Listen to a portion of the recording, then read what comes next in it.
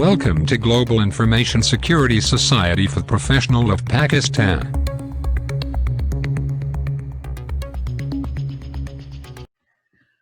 Okay, guys. So first, thanks to Global Information Security Forum, especially to Shazad Bhai, and we are starting with the recording now. And my name is Salman, and I live in Toronto. I used to work in Saudi Arabia for almost 14 years. Now I work with an insurance company here in Canada. So topics that we will cover today: technology risk management, types of the risk, what is at risk, why we need to do that, and I will, talk about 3 lines of defense. I'll give my version of the definitions, and then we will do the risk management methodology review. And there, I would like to be more interactive with you guys. We will do, a little exercise of the risk management. Risk communication, which is a very important part of the risk management, because you need to communicate the risk to the relevant parties, so you can convince them to to accept the risk, or either to do the mitigation, where you need resources, financials, and support from their side. So it's very important to have an effective communication of that. And the risk management roadmap, how you can mature your risk practices within the organization. If you're a small organization, you don't want to do all of these things. Is as you grow, as you have more exposure to the technology, to the processes, to the risk, then you can expand your risk management process. So we will also have a little discussion on the tools there.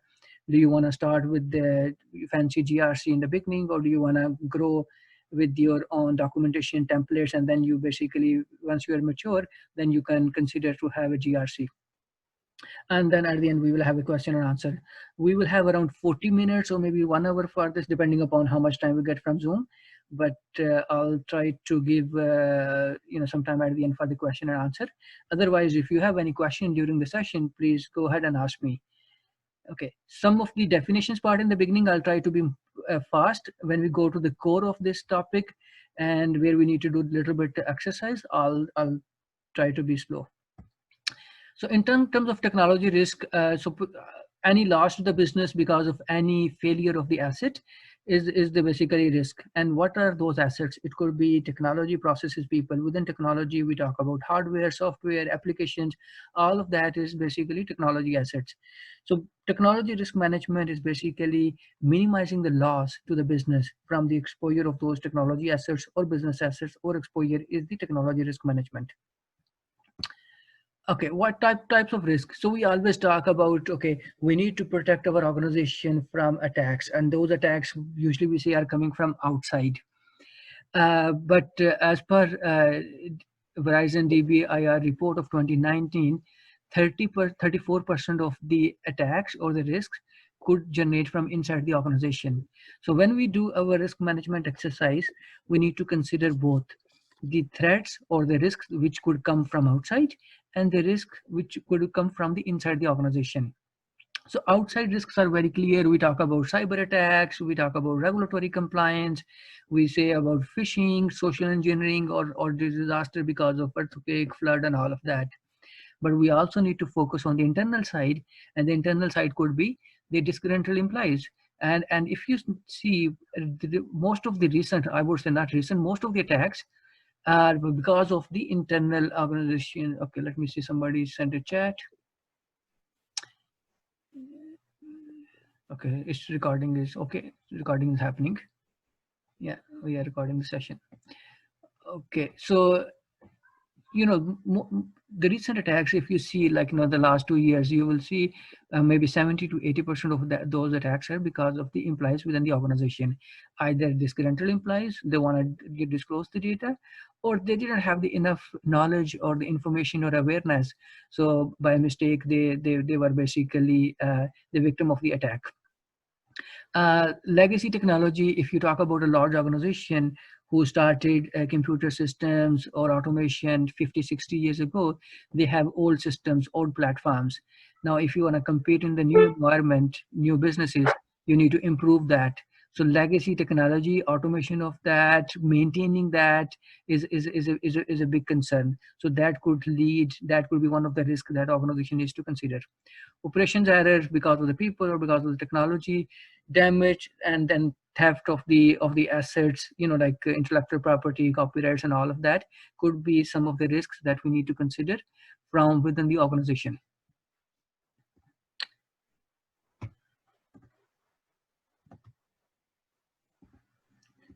Okay, so why we need to do risk assessment, or why we need to do risk management, why we are talking about all of that, what is at stake, what is in what why it is important.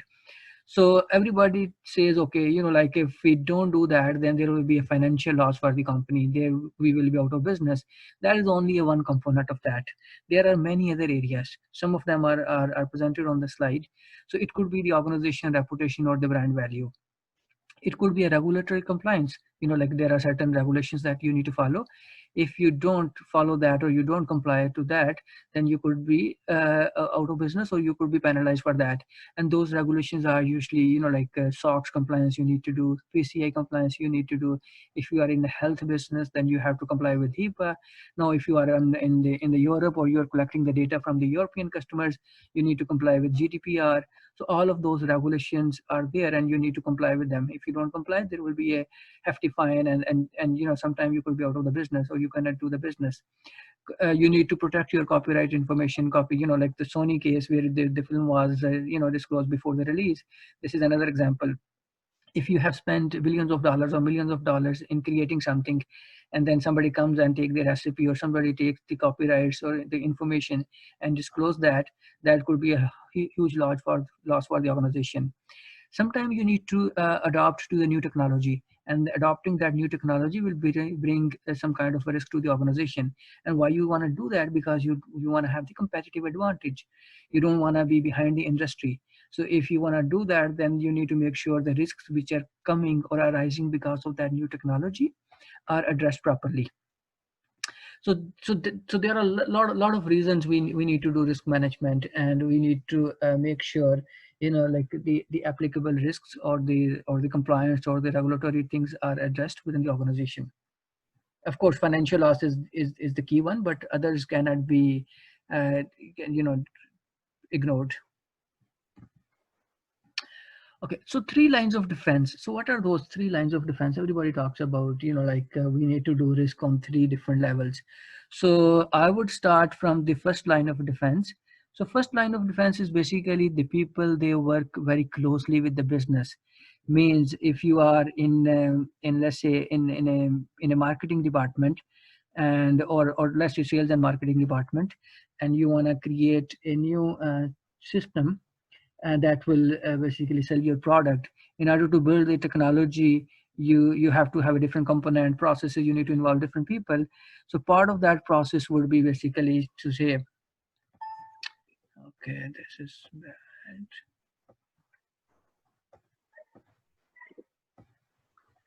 The part of that process will be basically, you need to say, okay, what are the risks that we need to evaluate as part of those development, or those uh, those new technologies that we are bringing.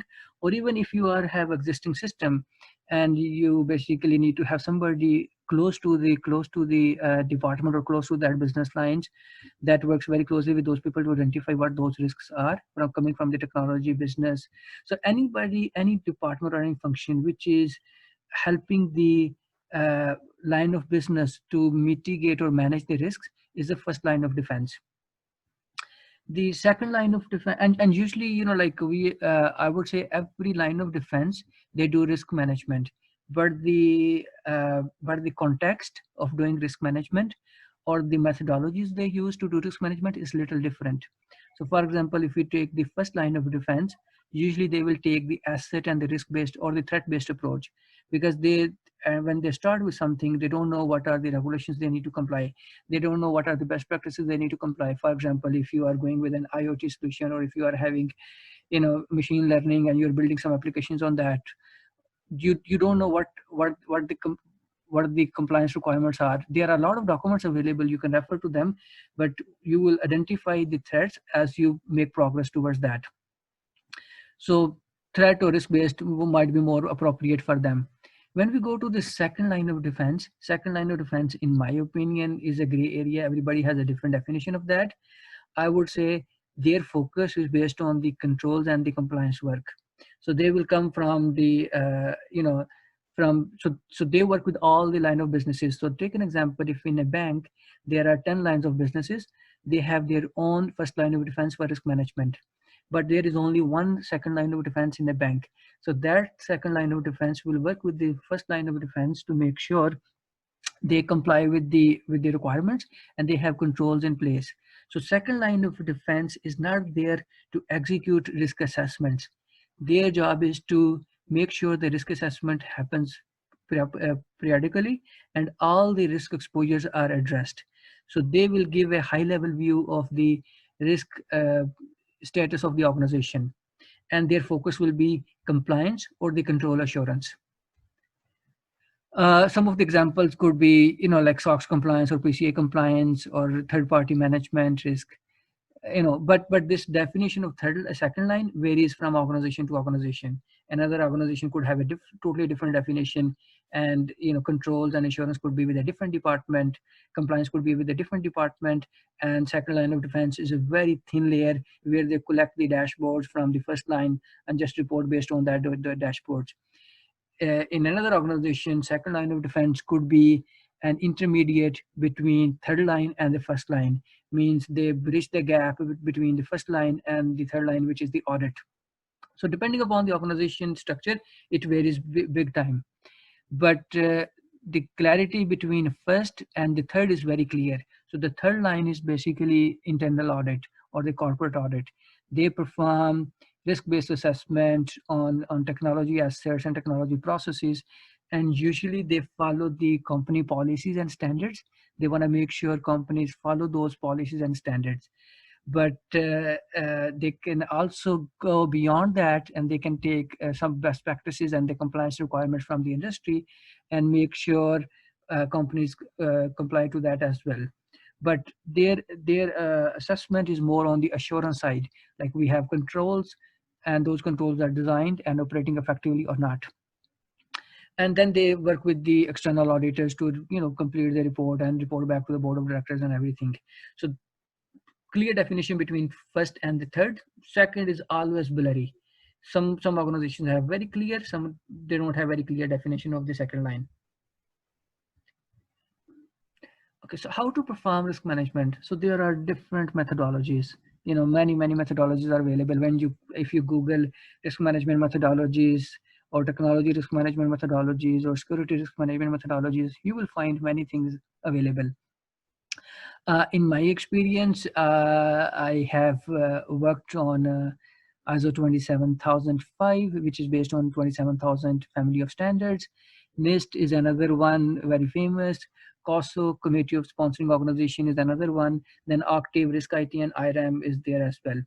So, in my experience in Europe and the Middle East, people tend to follow ISO 27000 and ISO 31000. So their risk management is based on that methodology. In North America, people tend to follow NIST risk assessment framework. And then if you are talking about big organization where they have to do SOX compliance, they will usually go with COSO. Others I have not seen very much, like in practice, but these are there, and depending upon your project or depending upon your exercise, you can follow that.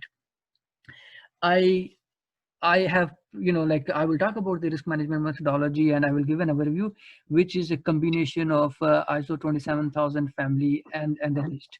So I would say I have taken best of the both and created one that I usually follow, or I have, in this presentation that we can go through. So risk management process. So we start with the process, and in the risk management process, we have different steps that we need to take. So the first thing to start with this is the scope. So in the scope part, basically you establish the context, why you want to do the risk management. Is it internal requirement, external requirement? If you want to do that, what is the scope of that assessment? Is it one business line? Is it one process? How many assets are there? And before you as you make progress, then you need to agree on what is the methodology that you want to follow. and you create your own methodology. And part of the methodology would be the criteria that you define, like what will be the risk acceptance criteria, what will be the residual risk criteria, what are the different descriptions of the assets, threats, and vulnerabilities. So all of that is a part of the establishing the context, which you do in the beginning of the risk management.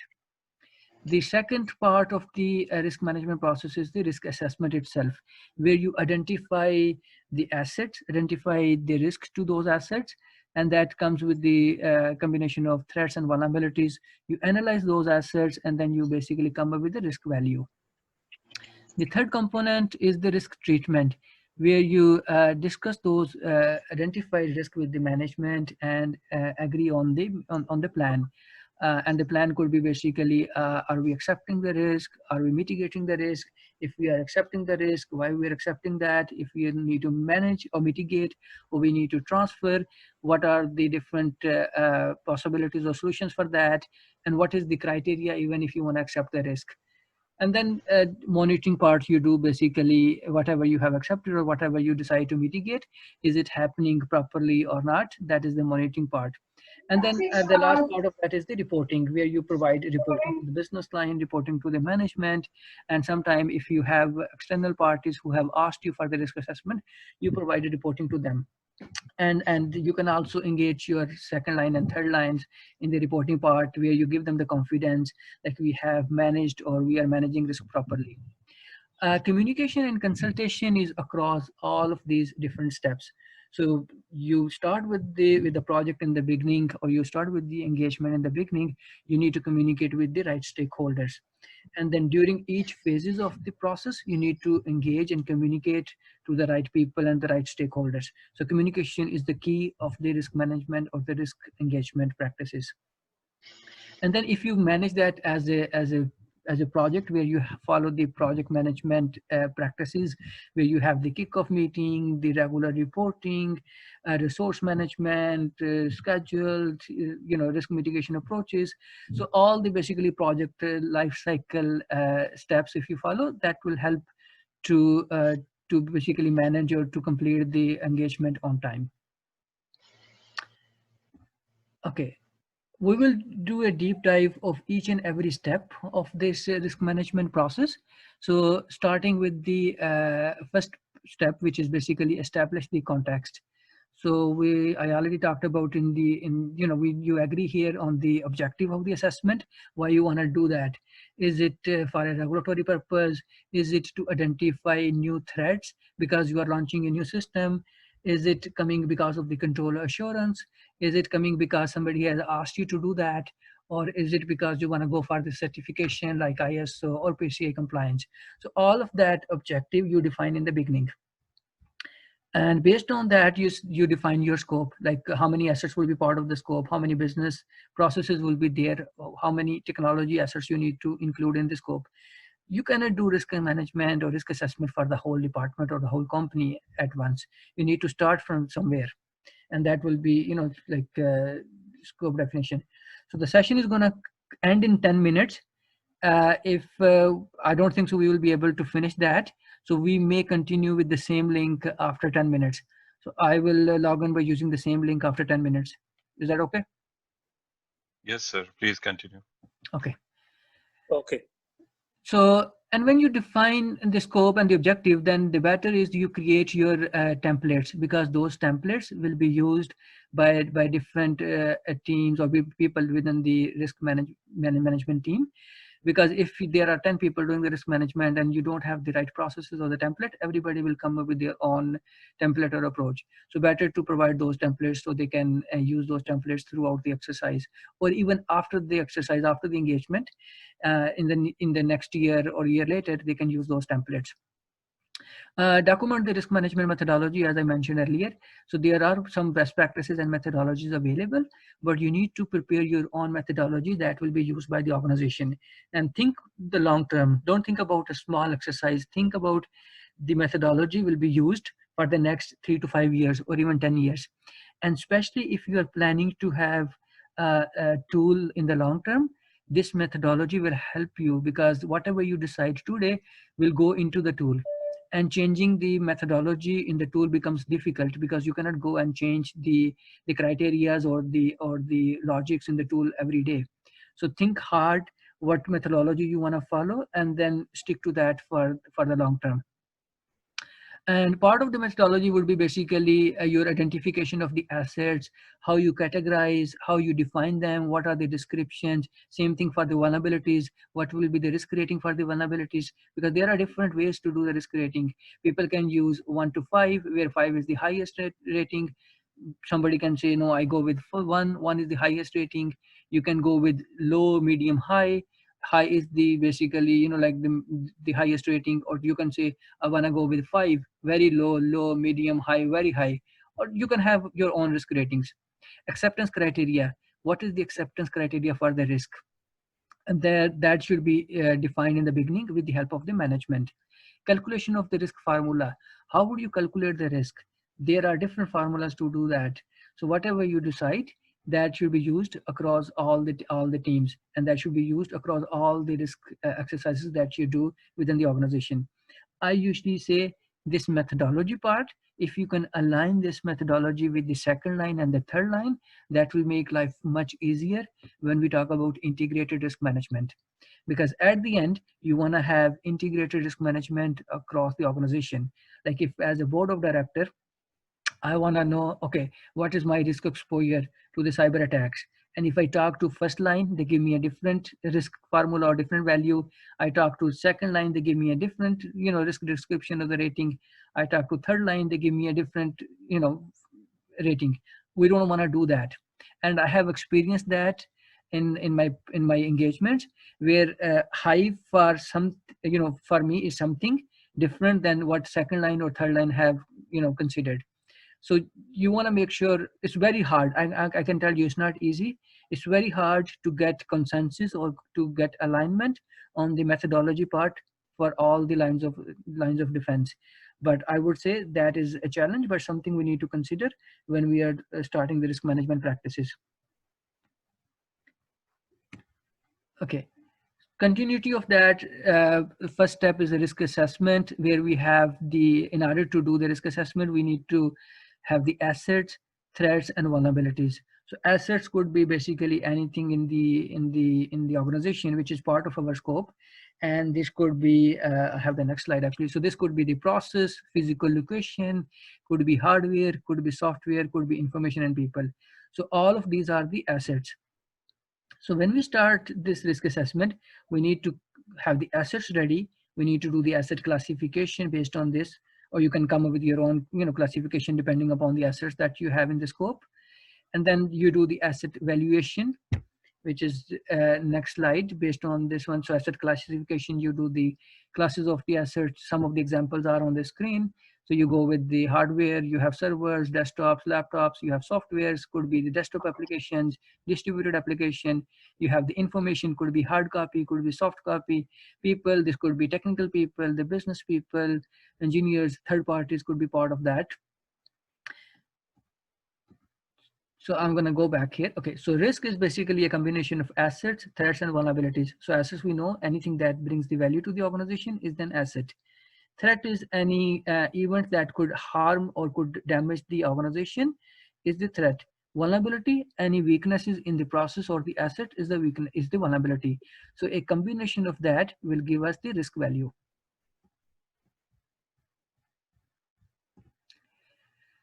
Okay, so when we do the asset valuation, usually we call it asset valuation or we call it business impact analysis, depending upon the organization or depending upon your methodology. And if we are doing a security job or security assessment, we will consider CIA, confidentiality, integrity, availability as part of our business impact analysis or asset valuation. If our risk assessment is security plus privacy, I will add privacy component in this as well.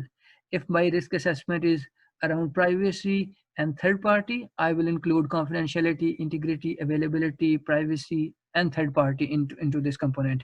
So it all depends upon your methodology, what your methodology is. I'm going to continue with the basic risk assessment for the business impact analysis. which is based on three factors, which is confidentiality, integrity, and availability. You can expand on these factors as you like, depending upon your methodology. So in terms of the asset valuation, I need a value, and I will go with basically high, low, medium kind of a definition. So in order to do that, I need confidentiality value. So how can I get the confidentiality value? So I would tie back to those risk exposure that I discussed in the beginning, why we need to do risk assessment, what is at stake. So at stake is basically the regulatory requirement, financials, reputation, compliance, strategic value of the organization, operations of the organization. So those are the components which are at stake, and we want to do risk assessment because of those. We want to make sure we continue in the business. We want to make sure we comply with the regulations. We make sure there is no reputational impact to the organization, and we want to make sure we have no financial loss. So in order to consider that, I will take those and map each and every of those to the confidentiality, integrity, and availability. So, but before I do that, I need to define a description or the severity level or the risk impact. So for example, I have an example on this slide, which I have done for operations. So for operations, I have a scale from 1 to 5. The 5 means will cause or major disruption to operations of the organization. So this is only for the operation component. So if confidentiality or the exposure or the leak of the data will cause my organization major disruption to the business, that will be the highest value for the operational part. So this will give me one value for the operations that I can use to calculate my confidentiality. Same thing for availability. I can map that to the availability. I can map that to the integrity. So if the integrity is compromised, what will be the operational impact? If the availability is compromised, what will be the operational impact? So see, like how difficult this becomes. So it's better to have this methodology in the beginning. You don't need to have all of these ratings, like in your methodology. If you want to do very high level risk assessment, you can just do the confidentiality, integrity, and availability, and back of your mind, or while you are basically doing the glass interview. रखी ना pen please hot हो रहा हूँ. So you can basically consider all of that back of your mind, but in order to have things documented, it's better to have the rating scales for these areas, which will basically you consider in your risk assessment. Going to the next one is the example of the asset valuation. So this is an example of the availability scale. So availability scale is based on the factors that we have discussed previously: operations, regulations, financial impact, and all of that. And then we need to have the rating scale for the availability. So what is the very high means? So very high means could be impact because of the $1 million, more than $1 million, reputation, compliance, or operation is down for basically 2 days. So that could be because that could be high for my availability. So depending upon your scale, you will define what the availability scale is. So we were on the availability scale. So once we do the exercise, it will be more clear, like what this asset evaluation is, how we do the rating of availability, and then the different components of the risk once we go to the exercise. Okay. Can you see my screen? Yes. Okay. Yes, sir, we are. Good. So we did the asset valuation. So we talked about asset valuation is a combination of confidentiality, integrity, and availability. And within confidentiality, availability, and integrity, we can have different components of the risk. Why are we doing the risk assessment? Are we doing because of the reputation, non-compliance, financials? So all of those can be considered as part of CIA. And then combination of that will give us the asset value. But before we do that, we need to have the description of all of these. Like what does confidentiality means? What risk rating we have for that? That will be part of our methodology. Just recapping what we discussed in the methodology part. So having the methodology with all of this description is the key part. If we don't have, our risk assessment exercise will not be synchronized, because it's not only one person who does the risk management. There will be multiple teams within the organization doing the risk assessment. And this is not only a one-time exercise, you do that every year, and you then basically automate that process later on. So having these things in writing and agreeing on these descriptions and the risk rating with the management is very important. So asset valuation, very high is 5, high is 4, very low is 1. So all of this is part of our methodology. Some people call it business impact analysis, some call it asset valuation. And as I discussed, our focus is security. So we have confidentiality, integrity, and availability. If we want to cover privacy, I will have another pillar of that. So my asset valuation will be based on CIA and privacy. If I have a third party, I will include another pillar of that. So my asset valuation will be based on those pillars. So this is a business impact analysis. As we discussed earlier, part of the risk assessment is or the risk assessment is a combination of asset, threat, and the vulnerability. So once we have the asset value, now what we need is the threat value, and then we need the vulnerability value in order to calculate the risk. Okay, so the next part is the threats, but before we go to the calculation part, there are threats libraries available. I have a sample of that. So what you do is basically you go to those threat libraries and see which one of those threats are applicable to your assets. So not all the threats are applicable to your organization or to your business process. Not all the threats are applicable to your assets. Once you have done the categorization or the classification of the asset, then you have the threats library. Then you take that threat library and start mapping to the different assets. For example, अगर आपके पास कोई threat है जो कि people पे apply हो रही है, then you apply that on the people part. अगर कोई threat है जो कि जैसे malicious code है, malicious code people पे apply नहीं होगा, वो software और hardware पे apply होगा, तो वो basically उसका threat बन गया. इसी तरह flood या earthquake है, वो software पे apply नहीं होगा, वो location पे apply होगा. So that threat is applicable to the location. So depending upon the threat, you basically map to the different assets in your organization or in the scope of the risk assessment. So in order to get the threat value, we usually have two things. We need to see what is the likelihood of that threat. कि उसके chances कितने हैं कि वो threat हो सकती है. फर्ज किया अगर आप रियाद में हो तो क्या chance है कि रियाद में flood आएगा? कोई chance नहीं है. क्या chance है कि रियाद में sandstorm आएगा? बहुत ज़्यादा chances है. क्या chances हैं कि रियाद में बर्फबारी होगी? कोई chance नहीं है. क्या chance है रियाद में heat temperature जो है 50 से plus चला जाएगा? बहुत ज़्यादा chances हैं. So that is the likelihood. So you need to see the likelihood. Like if you have a mainframe system, क्या chance है कि उस पे वायरस आएगा? और क्या chance है कि एक जावा का वायरस एक mainframe system पे आएगा? Similarly, like और एक बंदा है जिसको basically आप कह रहे हो कि जो कि कभी कंप्यूटर यूज ही नहीं किया उसने, तो क्या चांस है उस पे फिशिंग अटैक आएगा? So that is the likelihood. Once you have the likelihood, then you see, okay, what is the impact of that? So if that happens, for example, if the if the sandstorm happens in Riyadh, what will be the impact of that? So the impact would be basically the whole city will be locked down. People will stay at home. Nobody will come out. What will be the impact to the whole Saudi Arabia? Maybe not that much. So that is the impact. So similarly, if you have an online application and there is a threat of, like a virus comes to that system, what is the impact? The impact is the whole system can go down. But would it impact my internal financial or payroll system or HR system? Maybe not. So that is the impact. From availability point of view, for how long it can stay or sustain, that is another impact. How much data it can exfiltrate or expose, that is an impact. How much money I have to spend to recover that is an impact.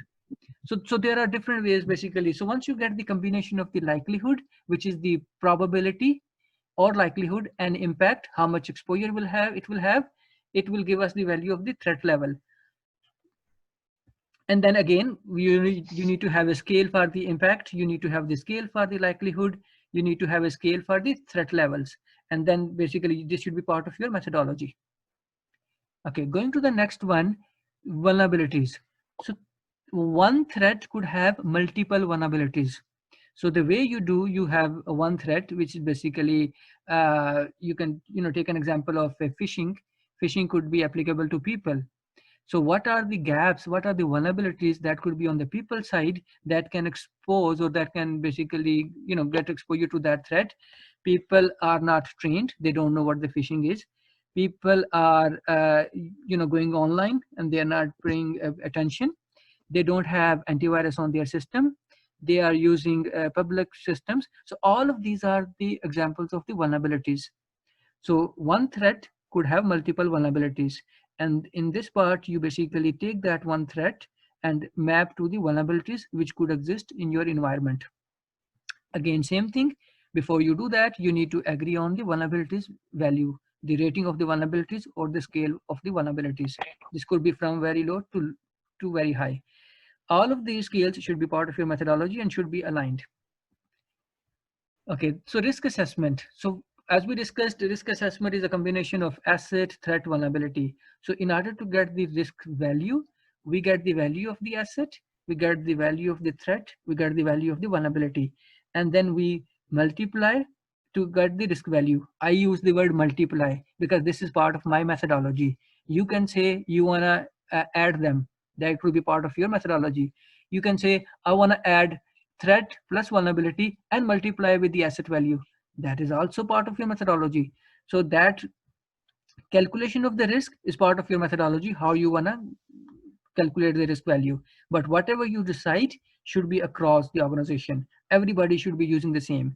If you have two people working on the risk management or risk assessment exercise, one person does the multiplication, another person does the plus. What do you think? What will be the impact of that? The results of the risk assessment will be different. When you present to the management, one person high risk might be different than the other person's, because the risk scale or the value or the calculation used by these people are different. So that's why it's very important to agree on the methodology part. Okay, so once we have the risk value, there is a concept of measurement of risk. If I get a value based on, let's take an example of asset is 5, threat is 4, vulnerability is 3. So 4 multiplied by 3 is 12, 12 multiplied by 5 is 60. If I get that 60, what does it mean? So that will be based on this measurement of risk level. So you need to have a scale. If the value of the risk is between 1 to 20, it's low. If it is between 30 to 50, it's medium. Again, this is part of your methodology. You decide as an organization what risk falls under medium, what risk falls under high. You can say anything below 50 is very low. Anything between 50 to 55 is low. Anything between 60 to 65 is medium. Anything above 70 is very high. This is up to you. This is up to your management. You decide how you want to scale out the this risk level and the definition of the risk. Because whatever you do, this will help you in defining the acceptance of the risk. Because when you present to the management will say, okay, anything which is high means anything which is more than 75, we will treat or we will mitigate. Anything which is less than 75, we don't want to do anything and we accept the risk. So that's why you need to have this scale and mapping of your risks to this scale. We usually call it a heat map as well, because heat map will help you to decide what risk you want to address and the risk that you don't want to address. So in the next slide now, I have this acceptance criteria and the needs treatment. So again, as part of your organization, you can decide what is your acceptance level. In my methodology, I said anything below low is acceptable. Anything above medium needs treatment, and treatment could be different options. This could be acceptance, could be mitigation, could be transfer, could be avoidance, but that is what my methodology says. So the next slide is the risk management or risk treatment options. You can say, I want to reduce the risk, means I want to implement the controls, so we mitigate the risk, or I want to transfer the risk to third party. I go to AWS, I go to insurance company, or I go to another cloud provider, or I go to outsourcing. I'm willing to accept the risk as an organization, because the risk is less than what I need to spend. So the risk is 100,000, but if I need to mitigate, I have to spend 500,000. So that's why I'm willing to accept the risk.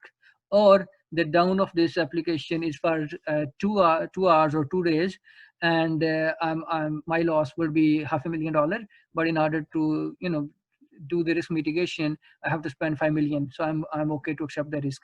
Avoid the risk means I don't want to do this anymore. For example, if you have an online system and there is a risk of all of this exposure, data breach, and everything, and in order to run that system, you need to spend $5 million. In order to do the risk mitigation, you need to add another $1 million. And when you see the return on that investment is not that much, so you said, like, I avoid that risk. I don't want to do that online system. So that is basically we do in the risk management. The next is the risk monitoring part. Once you are done with the risk management part, it's not finished there. You need to continuously monitor on regular basis. You need to go back and see what is the status of that. If you agree on the certain risk mitigation plan or the options, you need to make sure those are happening in the organization, because there will be a timeline to mitigate or to each and every risk. You need to present that to the management on regular basis. You also need to present to auditors or other third parties on regular basis. For example, if you are doing a third party risk assessment and somebody has asked you to implement antivirus, and you tell them, I will implement antivirus in 6 months time. After 6 months, you need to report back to them, or they will be asking you, you promised you will be implementing antivirus 6 months ago. Have you implemented that or not? Sometimes external auditors or internal auditors, you need to report to them as well and say, okay, these are the risks we have identified, and we will be mitigating these risks by this timeline. So this reporting you need to provide them on regular basis. Risk communication and reporting, as I mentioned, this is the key part. So the way I have categorized in the types of the reporting and the audience. So the type could be basically organization wide. If you are doing the risk management for the whole organization, of course, when you prepare your report, it will be for the whole company. And usually the audience for that is the board of directors or the leadership. If you're doing risk assessment for a business unit, the audience would be basically the management of that department or the leadership for that department. If you are doing the risk assessment for a service, then it will be staff or the management. If you are doing risk assessment for a process or the asset, it will be a staff. Why we have this audience and the type? Because if you're doing the risk assessment on a process, board of directors, they are not concerned about that process or the risk assessment for that process. But the people who are going to mitigate that risk are concerned about that. So you need to communicate that risk to the staff so they can mitigate or they can address properly. So based on the risk, based on the type of the risk, based on the the process or the asset, you need to communicate to the right audience. So I have basically from strategic to tactical one. So anything which is basically across the function, across the business, across the organization is the strategic one. Anything which is basically within one system, like if you are patching one system or you are implementing antivirus on one system, board of directors will not be interested in that. But the staff or the supervisor of that department will be very much interested in that. But if you are doing a phishing campaign for the whole company, where all the people are involved and you are sending a phishing training to them, board of directors will be interested because that is across the organization. Everybody is impacted to that. If you are doing risk assessment for a PCI project, PCI compliance, yes, board of directors and leadership will be interested because that is for the whole company. Once you get that, that will basically represent the whole company. So depending upon your risk assessment, you will basically assign the, or you will present your reporting to the right people or the right audience. Going to the risk management roadmap. Okay, so as I mentioned earlier, it all depends where you are in your risk management journey.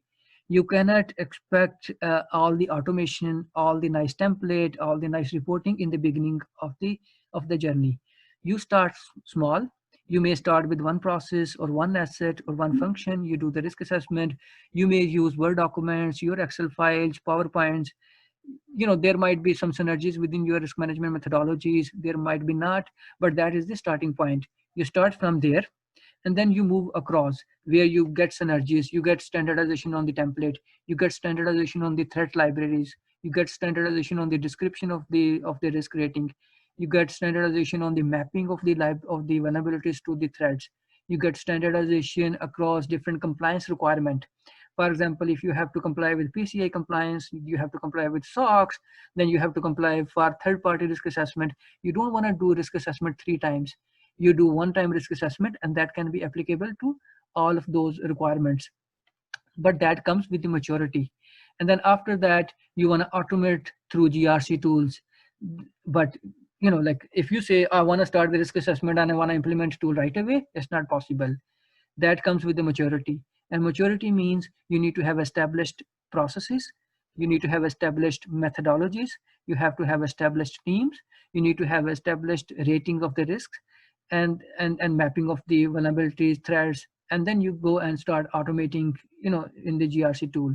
And then you talk about integrated risk management, where this methodology or the processes can be leveraged by the second line, by the third line, or even if you have 50 people within the organization in the first line of defense doing risk assessment, they can leverage the same methodology. It's a long journey. It can take years and years, but if you have resources and the budget, like it can take up to 2 to 3 years. Like I have mentioned, from 6 months to 24 months.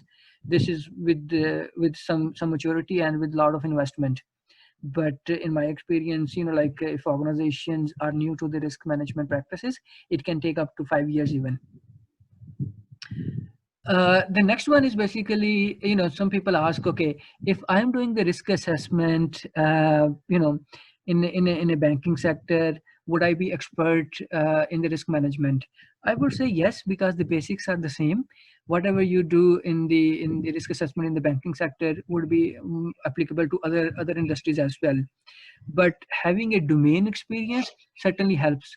Because if you go to a health sector and you are a security specialist, things not going to change. You can do the same thing there. But if you have experience of that industry, it will be different. Similarly, within a bank even, if you work on the wealth management application, you have a domain knowledge of that application. If you go to HR application, where we are using basically PeopleSoft or Workday, doing risk assessment of that environment will be a little bit different. But at the end, you can still do that. So the basics are the same. Methodologies are the same, processes are the same, knowledge of that domain, knowledge of that application, knowledge of that industry would certainly help. Would it be a showstopper? Of course not. You can learn, but that there will be a learning curve. So what I say basically, if you want to basically overcome that learning curve in your risk management approach, you can start learning about other industries as well, or even you can start learning about different components within the organization. So I have a list of things like risk assessment for applications, risk assessment for networks, risk assessment for web applications. Same methodology, same rating, same process. But when I'm doing a risk assessment of a web application versus a mobile application, there might be a delta of 10% or 5% that I need to consider. If I'm doing a risk assessment of a cloud-based application, that might be different than my in-house application because the threat might be different. So I need to consider that. If I'm doing a risk assessment on my IoT devices or my IoT processes, that might be a little bit different than my traditional systems. So everything is the same, but the applicability of the threats or even the vulnerabilities may differ depending upon the technology, asset, or even the industry. Okay, so this is the last slide from my side. If we have any questions, we can go through that. If not, I want to do a small exercise with you guys based on the discussion that we just had.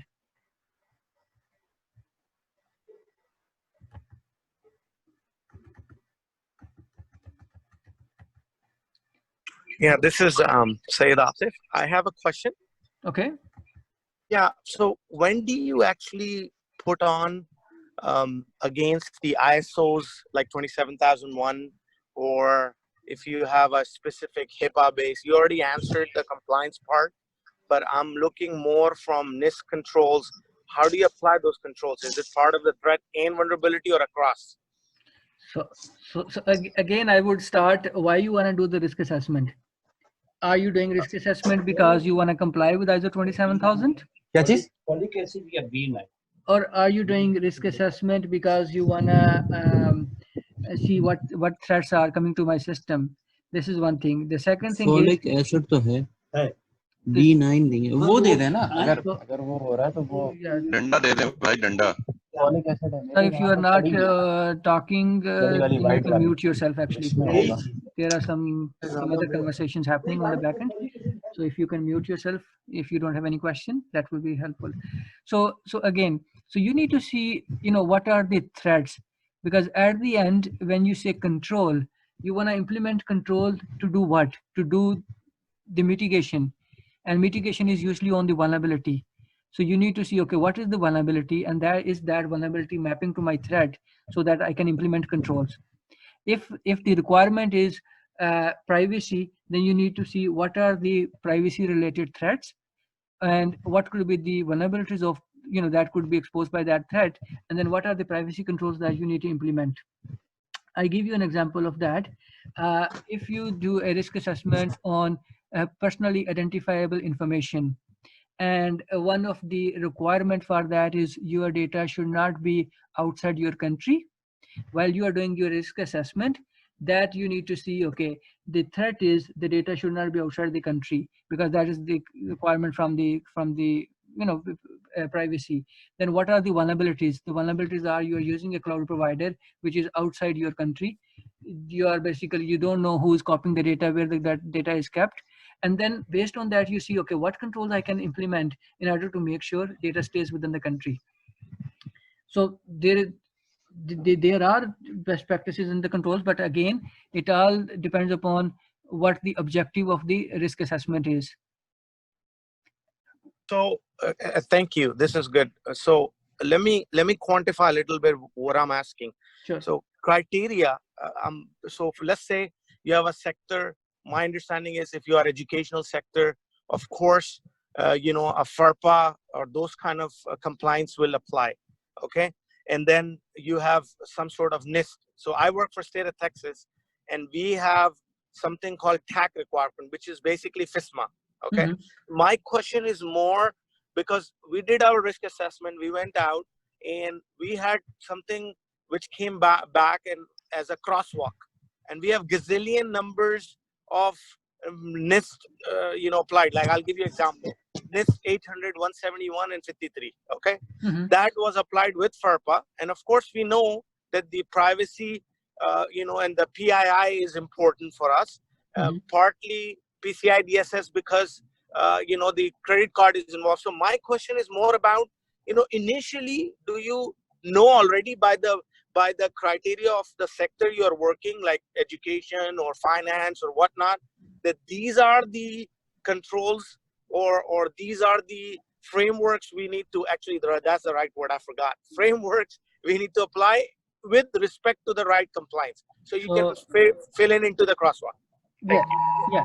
So if you know these are the requirements, so when you start your risk assessment, I discussed the context and the objective of the risk assessment in the beginning.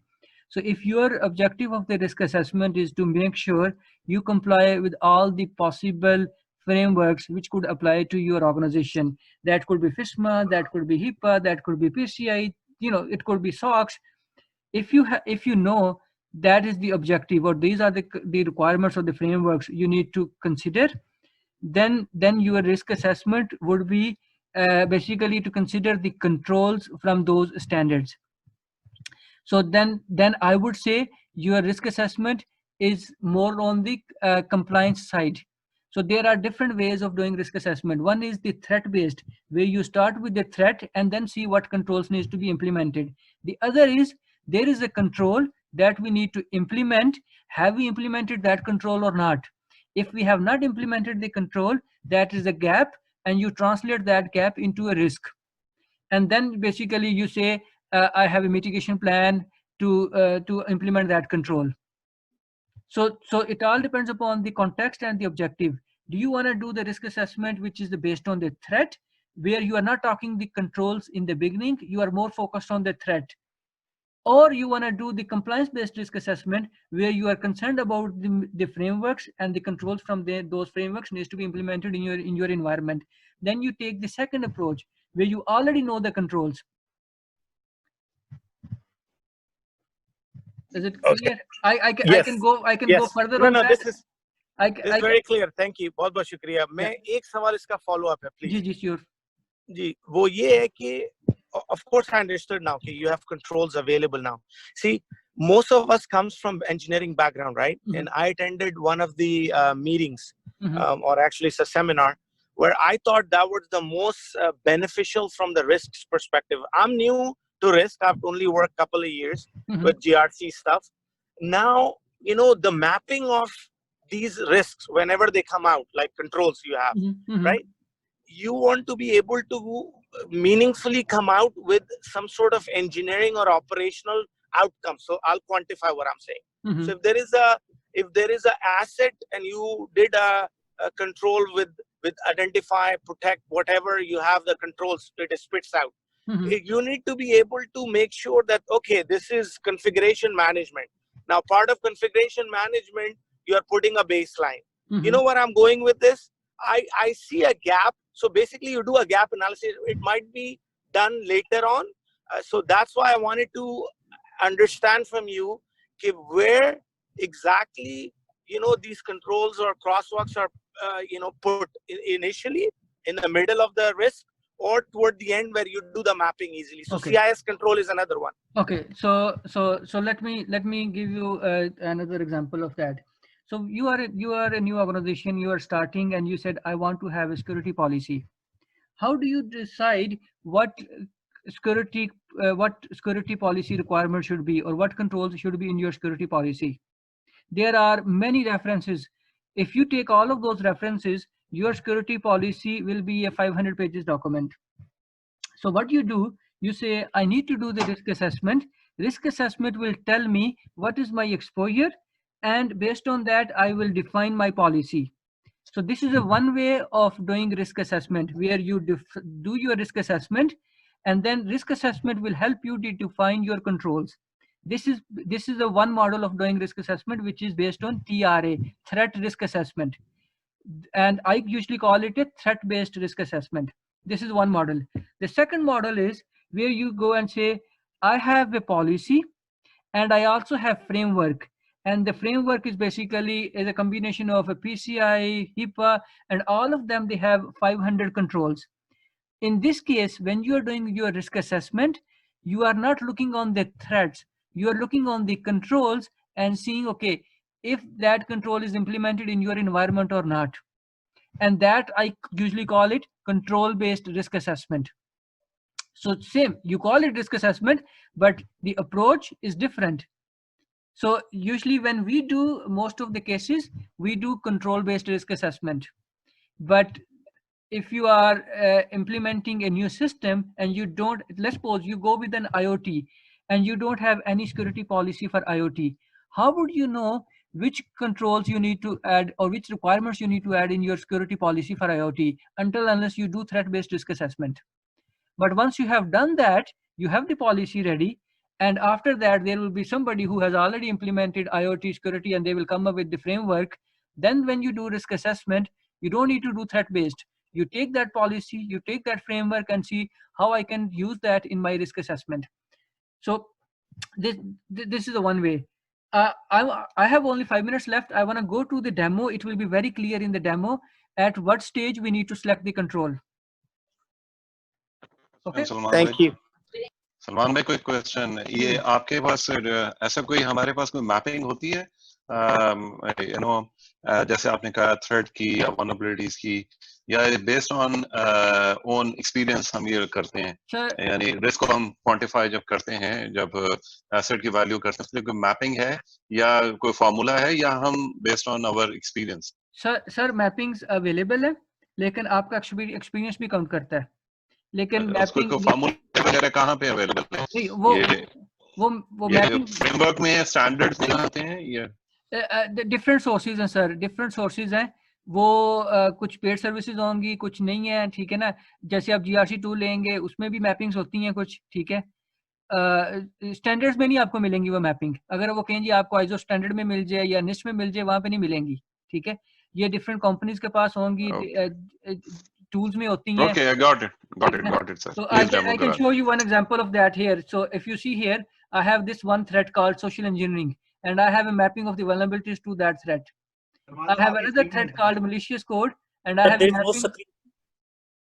Sorry, We can't see the page. you can't see it. Video appear नहीं हो रही है। आपको लगता है session दोबारा start करना पड़ेगा? ओ सर नहीं, अब नहीं करना दोबारा स्टार्ट। चलो ठीक है यार, जैसे हमारी पार्टी।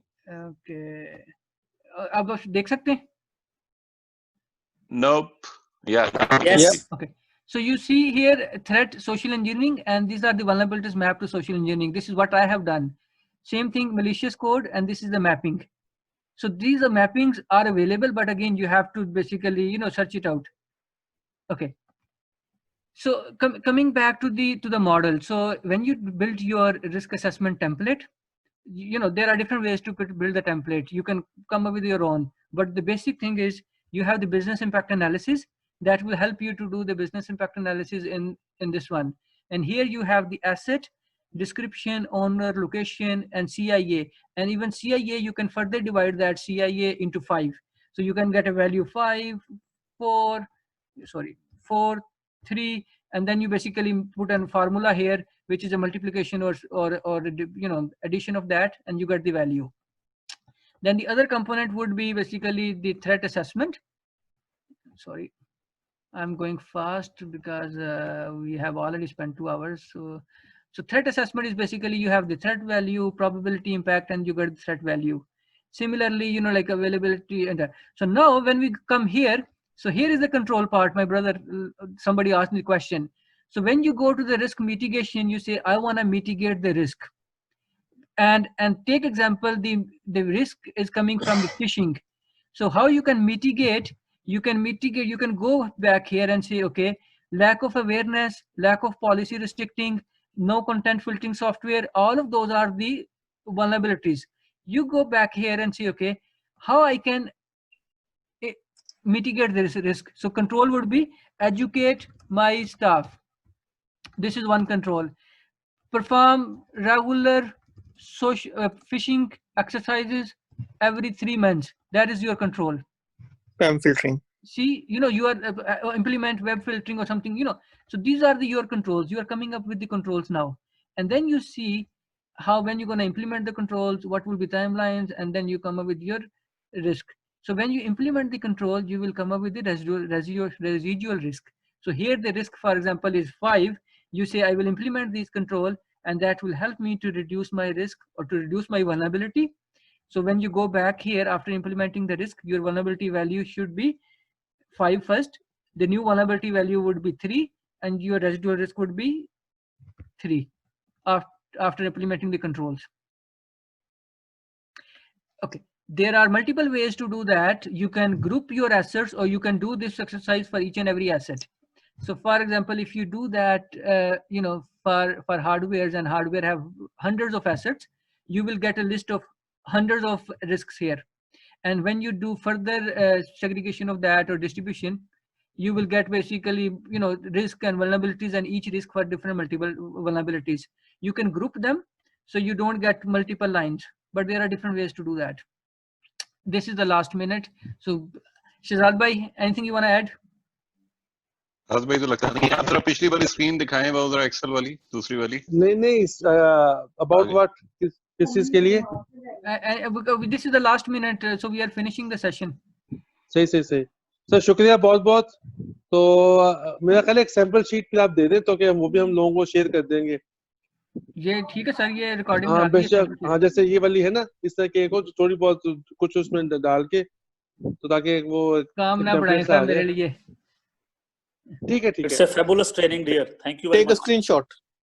Yeah. अरे वो पिछली वाली स्क्रीन पर दिखा दो सलमान। चलिए सलमान, शुक्रिया बहुत।